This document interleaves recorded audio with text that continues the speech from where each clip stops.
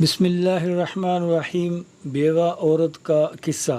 ایک بزرگ ولی اللہ جناب داؤد طائی رحمۃ اللہ علیہ سے منسوب ایک حکایت ہے کہ ان کے شہر میں ایک عورت بیوہ کیا ہوئی کہ اس پر مصیبتوں کے پہاڑ ٹوٹ پڑے۔ بچوں کا ساتھ اور کل جمع پونجی بس 3 درہم حالات سے مقابلہ کرنے کی ٹھانی اور جا کر بازار سے ان 3 درہم کا اون خرید لائی۔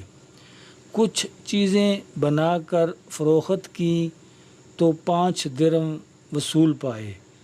2 درہم سے کھانا پینا خریدا اور 3 درہم کا پھر سے اون لیتی آئی۔ اسی طرح کچھ دن گزر بسر کیا۔ ایک دن بازار سے کھانا پینا اور اون لے کر گھر کو لوٹی۔ اون رکھ کر بچوں کو کھانا پینا دینے لگی کہ ایک پرندہ کہیں سے اڑتا ہوا آیا اور اون اٹھا کر لے گیا۔ عورت کے لیے اپنی کل کائنات کا یوں لٹ جانا سوہان روح تھا۔ مستقبل کی ہولناکیوں سے خوفزدہ اور غم و غصے سے پاگل سی ہو کر رہ گئی۔ دوسرے دن سیدھا جناب داؤد طائی کے گھر گئی اور ان کو اپنا قصہ سنا کر ایک سوال پوچھا، کیا ہمارا رب رحم دل ہے؟ جناب داؤد طائی عورت کی درد بھری کہانی سن کر پریشانی کے عالم میں ابھی اسے تسلی دے رہے تھے کہ اتنے میں دروازے پر دستک ہوئی۔ جا کر دیکھا تو 10 اجنبی اشخاص کو کھڑے ہوئے پایا۔ ان سے آمد کا کس مقصد اور ماجرا پوچھا تو انہوں نے کہا، حضرت ہم سمندر میں سفر کر رہے تھے کہ ہماری کشتی میں ایک سوراخ ہو گیا۔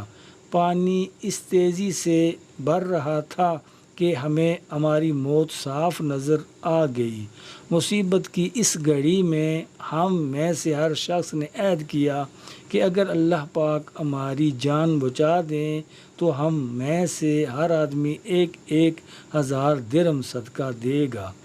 ابھی ہم یہ دعا کر رہے تھے کہ ایک پرندے نے کہیں سے ہماری کشتی میں اون کا ایک گولا لا کر پھینک دیا، جسے ہم نے فوراً سوراخ میں پھنسایا، کشتی کو پانی سے خالی کیا اور سیدھے یہاں نزدیک ترین ساحل پر آ پہنچے۔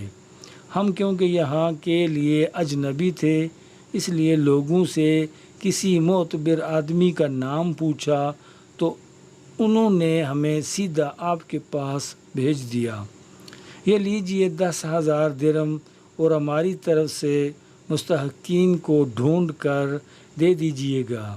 داؤد طائی رحمۃ اللہ علیہ رب العزت کی اس حکمت پر حیران اور پریشان ہوتے ہوئے 10,000 درہم لے کر سیدھا اندر اس عورت کے پاس گئے۔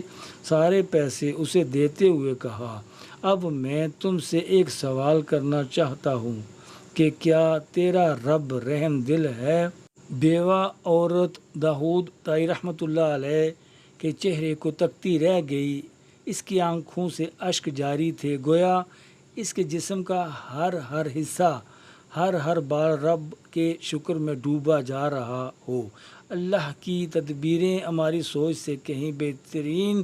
اللہ کا شکر ادا کریں اور اس کی ذات پر مکمل بھروسہ کریں، وہ کسی کو تنہا نہیں چھوڑتا۔ پوسٹ اچھی لگے تو شیئر ضرور کر دیا کریں تاکہ وہ دوسرے لوگوں تک پہنچ سکے۔ کومنٹ میں اپنی رائے ضرور دے دیا کریں تاکہ احباب دوست پوسٹ کے متعلق متوجہ ہو سکیں۔ جزاک اللہ۔